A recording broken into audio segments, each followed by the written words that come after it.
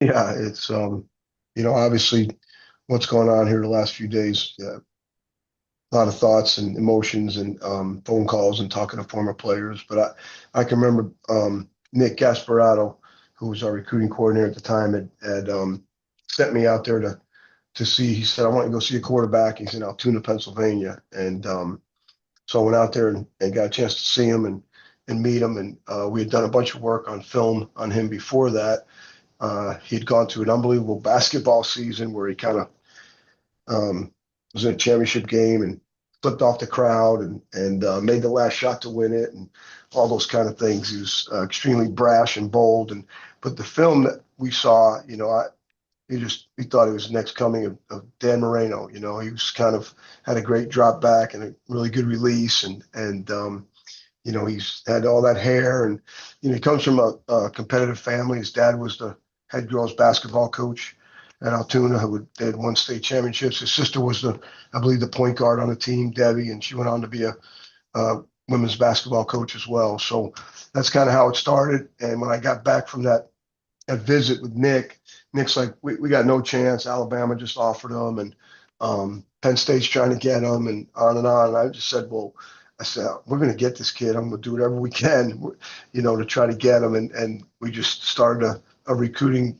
blitz, as you might call it, as we did back in the day with handwritten notes and phone calls on the same night every week at the exact same time. And, we just, we had just gotten into the Southeastern Conference, and I think that was appealing to him. And then the atmosphere when he came on the official visit was phenomenal. We put him on the first seat of the bus, went down that trying to think of the main road there. We went down on the bus the wrong direction, and all the cars were pulled over from the police. And he sat in the front seat with Coach Woods, and so it was a great recruiting trip. I'll never forget it because the home visit was December 21st, which was my wife's birthday, but I completely forgot about my wife's birthday um, because of the home visit there with Steve and his family. So um, she never let me forget that. But it's funny because when I talked to her yesterday and told her Steve had passed, that was the one thing she had remembered, and we had talked about that. So So how quickly did he acclimate himself, a kid from Pennsylvania coming down to South Carolina for college and to play football? yeah, we had during the recruiting process, and then certainly when he got here, South Carolina had recruited, Todd Ellis, who was a big time national recruit at the time at the quarterback position, and before Todd, they had Mike Hold, who was a household name as a quarterback, and I think, all of a sudden now we get, this guy that's one of the top recruits in the country, and he's got this personality, and he's a bold.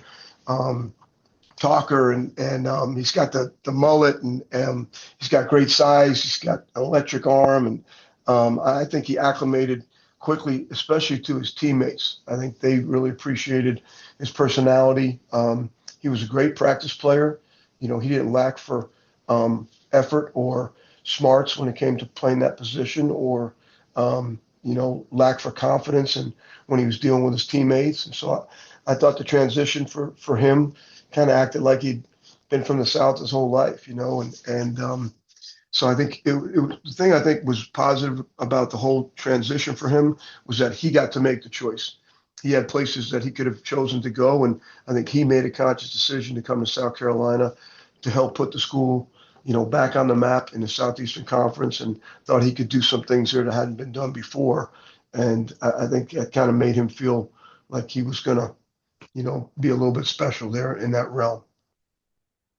Tell me about the decision to make him a starter midway through his freshman season. Yeah, that's a little bit of a story. I think back to not really sure why we didn't start him right from the beginning. I'm sure we had. I remember distinctly having conversations about those things, and and if you remember, there were some issues I think we had at the time. They were calling them walkouts or whatever those things were. We were getting ready to have a bye week, and Steve was disenchanted. He hadn't had a chance to play yet or start out there, and so right before the bye week started, right before that little break we were going to have, we kind of had a serious conversation, him and I, where I explained to him it was going to happen. I said, you're going to be the starter. It's a matter of time. You just have to be patient. And he wasn't happy with the whole conversation, but um, he ended up coming back the next week, and we got through that blip of whatever it was about players being disenchanted and those sort of things. And then he was named the starter. And I remember the newspaper had a conversation with him about it, and he said that I had spoken to him before the break and told him he was going to be the starter. And I can remember Coach Woods getting upset with me that I had said that. And, my comment back was I told him eventually he was going to be the starter. I don't know if I exactly told him he was going to start against Mississippi State, but that's what ended up happening. And kind of from there, the rest is a little bit history. And now the team got off to an 0-5 start that year, but then after Tannehill is named the starter, you go 5-6. What did his presence in the lineup do as far as just turning things around? Well, yeah, yeah. By the time he got in there as a starter, obviously it was too late, but he had total command of the offense and everything Art was trying to do at that time, and what we were trying to do offensively. Again, I just think his football IQ had always been above the line, and his ability to rally guys in the same direction for the same common goal. Again, I just think he was the guy that could galvanize players and put them in the right direction. And then, him and Rob DeBoer were real close. Rob was a big part of what we were doing, and at that time. And so I think what he did was really he brought the whole team closer together. It was a big win against State, and then all of a sudden, those guys were getting together on Thursday nights, and I just think he just rallied the whole team as to what possibilities lie ahead for us in the future, and I think it showed in the way the rest of his career went. And tell me about that Tennessee game his freshman year. You upset a nationally ranked team, and that just seems to be one of the signature games for Stephen. Yeah, again, you play the Tennessee Volunteers. That's a national brand, right? And we were playing them at home, and if I remember correctly, it was Halloween. And I like to give Coach Cutcliffe crap, all the time. I worked for Coach Cut for 3 years and always reminded him about that Halloween game there in Columbia.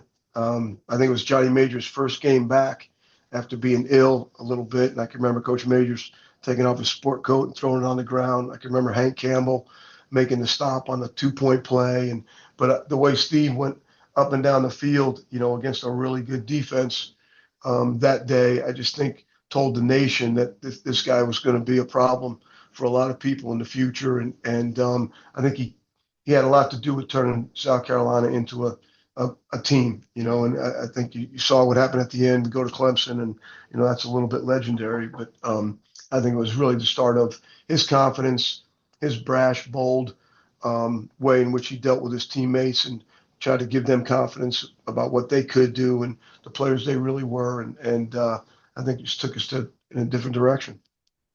I was looking back at some of the scores during his senior year, 77 points, 65, 68 points, over 50 points in one game, averaging around 38 points a game. It seems like he really had a way to get the most out of that offense. Yeah, again, I obviously left after his first year and ended up going up to Clemson, but he came up and beat us and at Clemson, and we went back down there and beat him 1 year. But again, I just think his football IQ for me always, one of the fascinating things for me is when I got to first meet him, in person and just talk about football and talk about the offense he was running in high school. And not only that, but the way he talked about basketball and the way he explained the plays, and certainly be the son of a basketball coach. But I just think his football IQ was always incredible. And I think, look what he did when he became a coach.